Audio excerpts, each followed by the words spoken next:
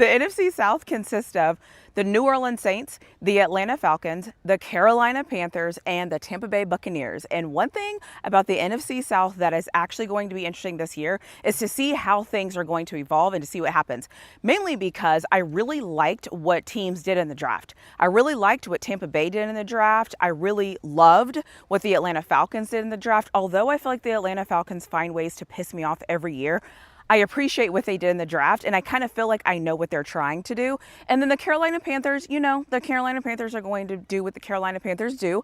Maybe this is their year. I don't really know. I do think that it'll be interesting to see what happens with Bryce Young this year, because I think he's going to come into his own a little bit, and we will be able to see in year 3 what that really means for him. So I'm super excited to see Bryce Young. And then let's just keep it real. It is the New Orleans Saints. And I don't know what to do with the New Orleans Saints. Honestly, I don't even know who the quarterback is for the New Orleans Saints. Now, do I know who the quarterback is by names? Yes, I know who the guys are that can potentially play quarterback. However, I don't trust the New Orleans Saints. I don't know what they have going on. I just don't know. I think they're in a full rebuild. And so I don't think I need to trust them right now. I think right now it is going to depend on that organization, that ownership, that head coach to really figure out what is happening in New Orleans right now. But at the end of the day, I'm not really sure to do with New Orleans, and I'm not really sure to do with what to do with the Carolina Panthers. So those are the two teams I'm not sure about. Tampa Bay has been reigning supreme in that division. And then there's the Atlanta Falcons. And I don't know, just something about the Falcons always gets me excited.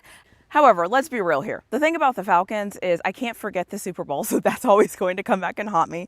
I also can't forget that they had Kirk Cousins already, and then they went and drafted another quarterback. I don't really know what to make of that. I don't really trust them, but the truth of the matter is it doesn't matter if I trust them or not. They just have to go win games. And so I do think the Atlanta Falcons can win games. They're in close games, they're in tight games, so all of those things. That is my high-level overview of what I feel about this division.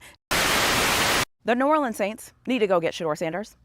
They screwed it up by not getting him in the draft, and I think they need him right now. Shedeur Sanders can be the starting quarterback of the New Orleans Saints in 2025, and they can just build around him. I think it's time. I think they need to go get him, and I wouldn't be real with myself if I did not say that in this video, so I needed to step in and say that the New Orleans Saints need to go get Shedeur Sanders. I am staking my claim. Do I think they're going to do it? No, because I don't think the New Orleans Saints, in my opinion, do a lot of things that make sense, but that's just my personal opinion. And